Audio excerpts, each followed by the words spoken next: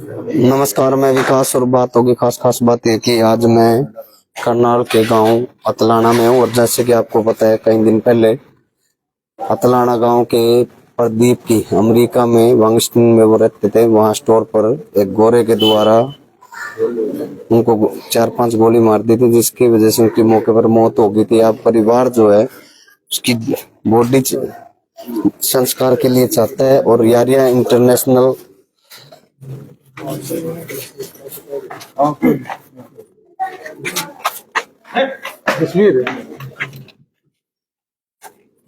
के अध्यक्ष हैं रणबीर लोहान और जसवीर लोहान।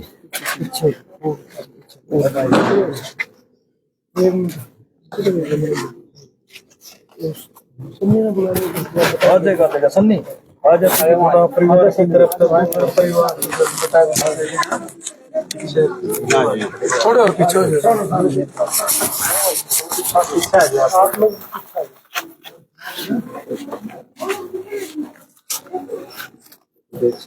थोड़ा भाई 2 ग्रामों का गल्ला हो रहा था। ऐसे 2 साल पहले वहाँ गया था, भाई स्टोर पर काम कर रहा था। 2-4 महीने तक पे नौकरी लग गया था। भाई यू काम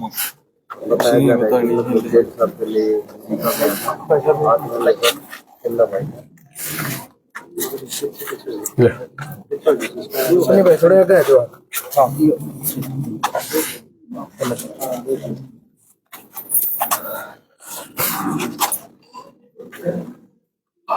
हथलाना सनी भाई, एक बार बताओ परिवार के बारे में बताओ। इस भाई कब गया था, कितने साल हो गए? जी 1.5 साल पहले ये यूएसए गया था जी, और करीब करीब 4 महीने हुए थे जिसने स्टोर पर काम करने लग गया था। डोंकी के माध्यम से जी ये गया था और करीब करीब 40-45 लाख रुपए ला के गया था। जिस दिन से ये अमेरिका गया है जी, ये ला लो जी 45 लाख रुपए लाए थे। 45 लाख रुपया में था इसने अद का जी 5-4 लाख रुपए इसने कमाए हो गए जी। बस यही है जी, घर की स्थिति भी बहुत डाउन है। घर कोई भी कमाने वाला नहीं है। 8 बहने हैं, 2 घरों में सिर्फ एक ही भाई था। दोनों पिताजी भी नहीं जी, दोनों पिताजी भी एक्सपायर 16 साल हो गए। देखिए दोनों घटना कब हुई? ये जी 18 तारीख को। किस तरह हुई घटना? किस तरह? ये जी जो प्रदीप था वो स्टोर पे था और 2 गोरे थे जो आए, आके उन्होंने उसको आवाज दी। वो दूसरे काउंटर पे था, उसने उसको आवाज दी। आवाज दे के तब प्रदीप कैश काउंटर की तरफ चलने लगा। तब गोरे ने उसको दोबारा आवाज दी, तब कैश काउंटर पे पहुंच गया तो अचानक से एकदम से उसने उसको शूट कर दिया। हाँ जी 10 साल हो गए जी। बच्चे नहीं जी, बच्चे नहीं है जी। जिसने गोली मारी है वो रिटायर फौजी बताया जाना है। हाँ जी, यही बताया है कि वो पहले सर्विस करता था और उसने वो प्रदीप को शूट करके और उसने अपने आप को भी खुद शूट कर लिया।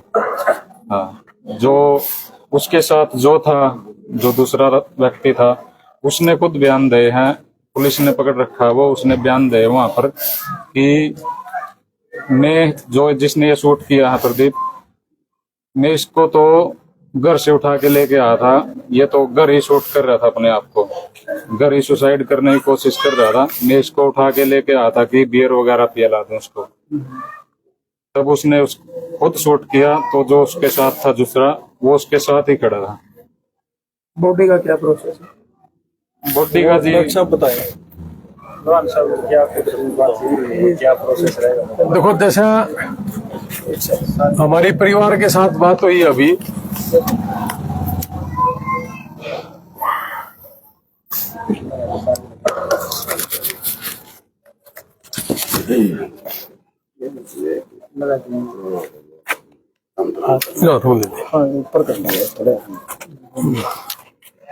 जैसा अभी परिवार के बीच में ही खड़े हैं, सारा परिवार है गाँव और हथलाना गांव है कुरुक्षेत्र के अंदर। ये कुरुक्षेत्र जिला करनाल, सॉरी जिला करनाल हथलाना गांव है।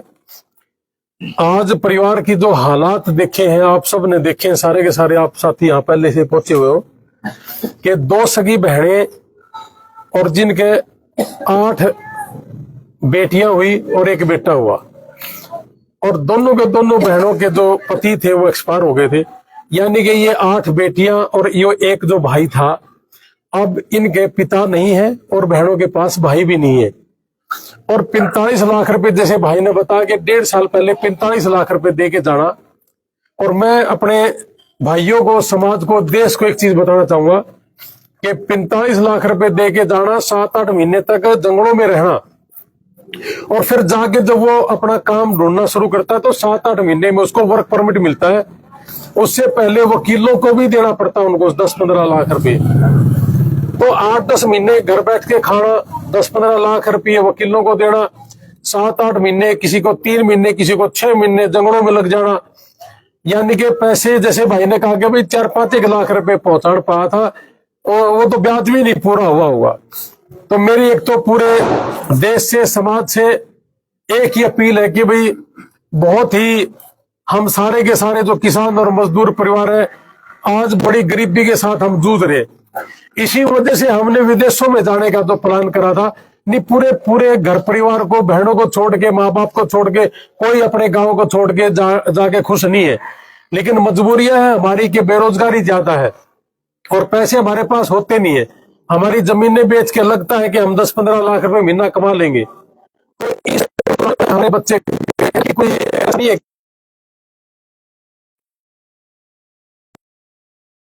दौलत जो विदेशों में बैठे हैं, 11 लाख करोड़ रुपए 1 साल के अंदर हमारे देश के अंदर आया है, जिसकी वजह से जीडीपी भी बढ़ी है। तो इन बच्चों की बदौलत ही हमारे देश में पैसा भी बहुत ज्यादा आ रहा है। तो आज इस दुख की घड़ी में हथलाना गांव, जिला कुरुक्षेत्र के अंदर, करनाल के अंदर इस परिवार की मदद करनी है पूरे देश में। और जो विदेशों में बैठे बच्चे हैं, मेरी हाथ जोड़ से विनती है कि इस बेटे के लिए, इसका नाम क्या था, इस प्रदीप का, इस बेटे को अपना बेटा मान के थोड़ा फील करना कि मेरा बेटा है और परिवार में कुछ बचा नहीं, पैसे ज्यादा लगे और 8 बहनें हैं, उनकी शादियां हैं, उनके बच्चे भी हैं और माँ बाप की सेवा करना। तो आज परिवार के पास ऐसा कुछ नहीं बचा। तो क्या विदेशों में बैठे बच्चे अगर थोड़ा थोड़ा भी हम मदद कर देंगे तो इस परिवार की हेल्प हो जाएगी, और नहीं मदद वो हेल्प हो जाएगी, और जिससे कि लोगों का ब्याज बट्टुआ देना हो जाए।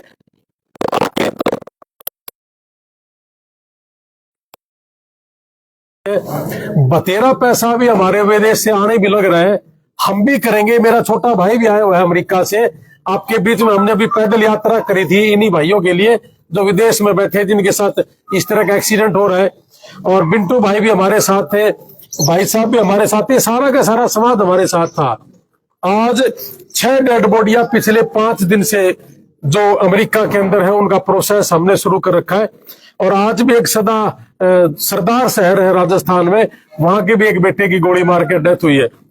तो भाई ये कोई शौक से विदेश नहीं गए अपने माँ बाप को छोड़ के, बहुत बड़ी मजबूरी रही होगी अपनी माँ को छोड़ना, अपने भाई को छोड़ना, परिवार को छोड़ना। तो हाथ जोड़ के मेरी रिक्वेस्ट है, एक तो परिवार को मैं ये कहना चाहूंगा जी, ये डेड बॉडी मैक्सिमम हफ्ता 7-8 दिन, ज्यादा से ज्यादा 10 दिन लग जाएगा अगर सैटरडे संडे अड़ गया तो। यहाँ विदेश मंत्रालय में हमें बहुत दिक्कतें आती थी, अब कुछ भाई हमारे पास विदेश मंत्रालय में भी है, एयरपोर्ट पे हेल्थ डिपार्टमेंट में भी है, और अमेरिका के अंदर एम्बेसी से भाई की जैसे पहले से ही बात है। और कुछ भाई हमारे भाई योगेश भाई है, सागर जी है, वो लगे हुए हैं, और जहां जहां उनको दिखते आएंगे तो हम भी इसके ऊपर काम करते रहेंगे। और बहुत जल्दी ही हमारे इस भाई का जो पार्थिव शरीर है अपनी माँ के पास गांव में, जहां पैदा हुआ था, जहां जन्म हुआ था, उसी गांव से अंतिम यात्रा इस भाई की जरूर से भी जरूर इसी गांव में उसका दाह संस्कार होगा। लेकिन एक लास्ट अपील फिर एक है कि जितने लोग विदेशों में बैठे हैं, हर आदमी का एक फर्ज बनता है कि इस परिवार की मदद करना। और अपने जो आसपास के लोग बैठे या हर इंडिया का कोई भी आदमी है, इस परिवार का ही सिर्फ और सिर्फ इसी परिवार का अकाउंट नंबर हम देंगे, और इसी परिवार से संबंधित गो फंड में जो अमेरिका के अंदर अकाउंट बना रखा है फंड रेज का, उसका अकाउंट नंबर देंगे।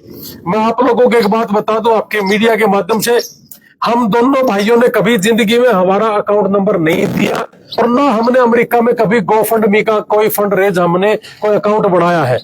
हमारे नाम पे बहुत लोग इस तरह का काम करने लग गए, हमने सुना भी है, उन लोगों से बचना भी है।